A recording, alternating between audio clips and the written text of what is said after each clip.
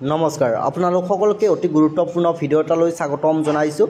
যিহেতু ইতিমধ্যে DLED entrance এক্সামৰ কাৰণে অফিচিয়েল নটিফিকেশ্যন আউট হৈ গ'ল, গতিকে আপোনালোকৰ অহাকালিৰ পৰা অৰ্থাৎ 22 জুলাই তাৰিখৰ পৰা অনলাইন এপ্লাই ষ্টাৰ্ট হ'ব আৰু অহাকালিৰ পৰা আপোনালোকে অনলাইনৰ জৰিয়তে এপ্লাই কৰিব পাৰিব।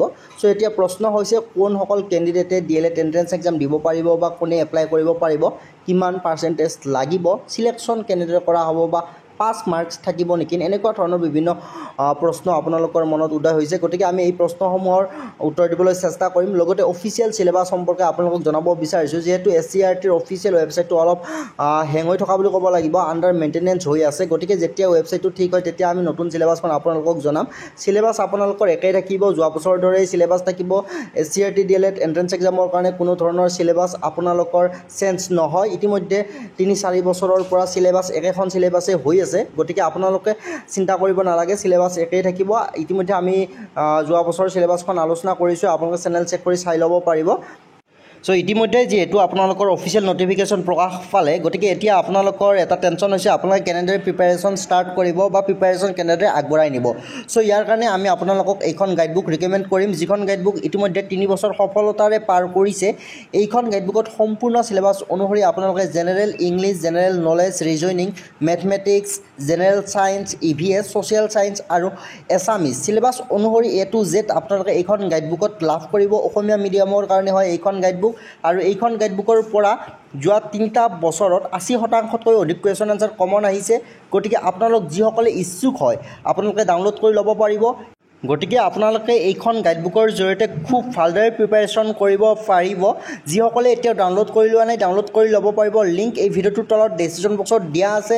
যদি আপোনালোকে শিক্ষক হোৱাৰ সপোন দেখিছে তেতিয়াহ'লে আপোনালোকে DLED কোৰ্চ কৰিব লাগিব, আৰু DLEDত ছিট পাবৰ কাৰণে আপোনালোকৰ এইখন গাইডবুকেই হ'ব উপযুক্ত গাইডবুক, য'ত সম্পূৰ্ণ চিলেবাছ অনুসৰি A to Z question answer আপোনালোকে লাভ কৰিব। গতিকে পলম নকৰি ডাউনলোড কৰি ল'ব পাৰিব আৰু আপোনালোকৰ প্ৰিপেৰেশ্যন আৰম্ভ কৰিব পাৰিব। ডাউনলোড লিংক এই ভিডিঅ'টোৰ তলত ডেছক্ৰিপশ্যন বক্সত দিয়া আছে। গতিকে বেছি পলম নকৰি আমি ভিডিঅ'টোৰ ফালে আগবাঢ়িছোঁ। তো চাওক, এপ্লাই কোনে কৰিব পাৰিব, এই কুৱেশ্যনটোৰ এনচাৰ আমি ৰাতিপুৱাৰ ভিডিঅ'তে দিছিলোঁ, যদিও বহুতে কনফিউজনত আছে, গতিকে ভালদৰে প্ৰস্তুত কৰিছোঁ। চাওক, আপোনালোকৰ বয়স যদি প্ৰথমতে 18 বছৰৰ পৰা 34 বছৰৰ ভিতৰত বয়স হৈছে, 1 জুলাই 2024 পৰ্যন্ত 18 বছৰৰ পৰা যদি 34 বছৰৰ ভিতৰত আপোনালোকৰ বয়স হৈছে, 1 নম্বৰ পইণ্টত আপোনালোকে এপ্লাই কৰিব পাৰিব। তাৰপিছত আপোনালোকে HS পাছ কৰা হ'ব লাগিব, হায়াৰ ছেকেণ্ডেৰী পাছ কৰা হ'ব লাগিব। ষ্ট্ৰীম লৈ কোনো ধৰণৰ কথা নাই, আৰ্টছ, ছায়েন্স, কমাৰ্চ, ভকেশ্যনেল যিকোনো ষ্ট্ৰীমৰ পৰা হ'লে এপ্লাই কৰিব পাৰিব। কিন্তু আপোনালোকৰ 50% মাৰ্কছ থাকিব লাগিব। যিসকল জেনেৰেল কেটেগৰী হয়, কোনো ধৰণৰ ৰিজাৰ্ভ কেটেগৰীত নপৰে, আপোনালোকৰ 50% মাৰ্কছ পাব লাগিব। জেনেৰেল OBC কেটেগৰী যাৰ ৰিজাৰ্ভেশ্যন নাই, কেৱল মাৰ্কছৰ ক্ষেত্ৰত ৰিজাৰ্ভেশ্যন আছে। SC, ST, P আৰু ST, H এই 3টা কেটেগৰীৰ মাৰ্কছৰ ক্ষেত্ৰত ৰিজাৰ্ভেশ্যন আছে, 5% ৰিজাৰ্ভেশ্যন আছে। মানে এই 3টা কেটেগৰীৰ কেণ্ডিডেটসকলে 45% মাৰ্কছ পালে এপ্লাই কৰিব পাৰে।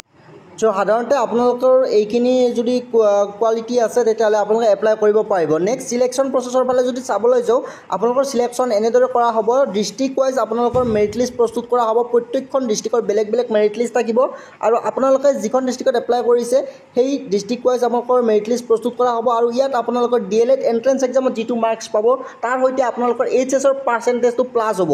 এই দুয়োটা মাৰ্কছ যোগ কৰি আপোনালোকৰ মেৰিট লিষ্টখন প্ৰস্তুত কৰা হ'ব। নিশ্চয় বুজি পাইছে, আপোনালোকে DLED এন্ট্ৰেন্স এক্সামত যিটো মাৰ্কছ পাব সেই মাৰ্কছৰ লগত আপোনালোকৰ HSৰ পাৰ্চেণ্টেজটো যোগ কৰা হ'ব আৰু এনেদৰে চিলেকশ্যন কৰি উলিওৱা হ'ব। চ' এইখিনিয়ে আছে, ধন্যবাদ।